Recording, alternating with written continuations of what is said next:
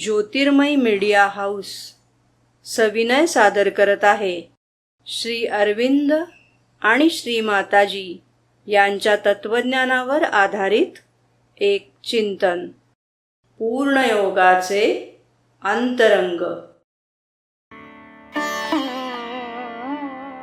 नमस्कार. आज आपण एका जरा वेगळ्या पण महत्त्वाच्या संकल्पनेवर बोलणार आहोत. श्री अरविंद यांच्या विचारातील प्रामाणिकपणा. आपल्याकडे त्यांच्याच एका लेखातला उतार आहे. आजचा आपला उद्देश हा आहे की प्रामाणिकपणा म्हणजे नक्की काय, कारण हा शब्द आपण नेहमी वापरतो ऑनेस्टी किंवा सचोटी म्हणून. पण श्री अरविंद जे सांगतात ते खूप खूप वेगळं आहे, खूप व्यापक आहे. म्हणजे बघा, वरवर आपण म्हणतो की जे बोलतो, जे मनात आहे तेच मांडणे म्हणजे प्रामाणिकपणा. पण श्री अरविंद म्हणतात की यात आपल्या इच्छेचा खरेपणा, आपल्या जाणीवेची स्पष्टता हे सगळं येतं. चला जरा हे बघूया कसं आहे ते. बरोबर.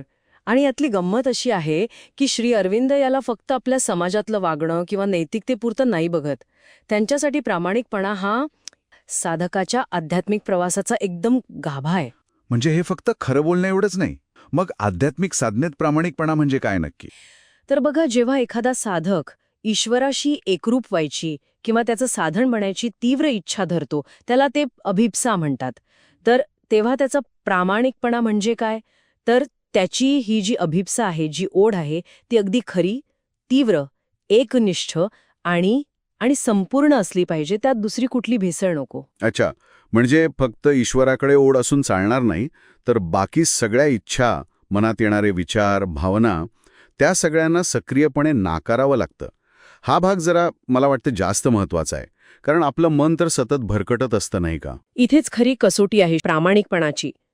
त्यांच्या मते प्रामाणिक असणं म्हणजे फक्त जे खरं आहे ते बोलणं किंवा मांडणं इतकंच नाही, तर आपल्या आतला प्रत्येक भाग, आपल्या चेतनेचा प्रत्येक अंश आपल्या मुख्य ध्येयाशी, त्या एका अभिप्सेशी जोडणं.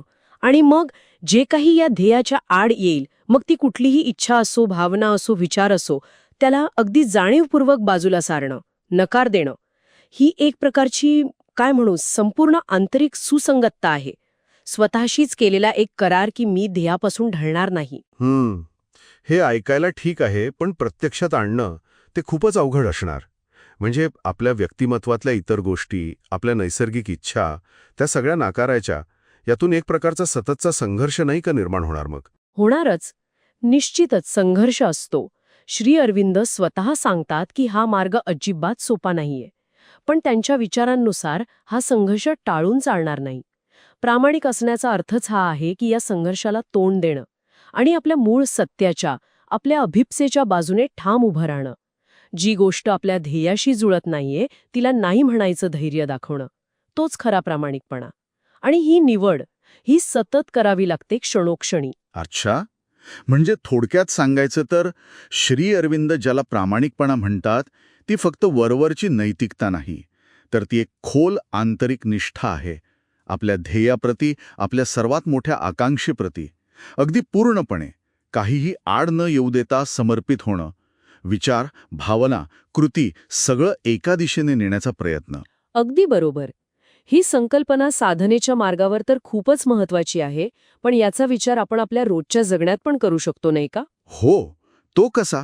तर मग विचार करण्यासारखा मुद्दा हा आहे की ठीक आहे, साधना वगैरे बाजूला ठेवली क्षणभर, तर आपल्या रोजच्या जीवनात ज्या गोष्टी आपण ठरवतो, जे संकल्प करतो, मग ते कामाच्या बाबतीत असो किंवा वैयक्तिक आयुष्यात, त्यात हा असा खोल प्रामाणिकपणा कसा आणता येईल? त्याचा अर्थ काय असेल? आपण जी ध्येय ठरवतो त्यांच्याप्रती आपण किती प्रामाणिक असतो?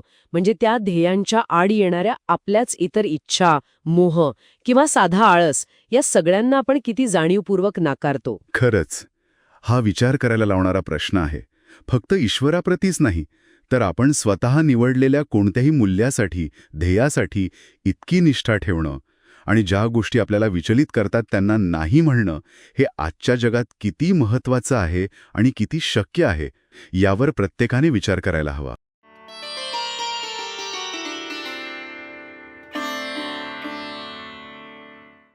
धन्यवाद.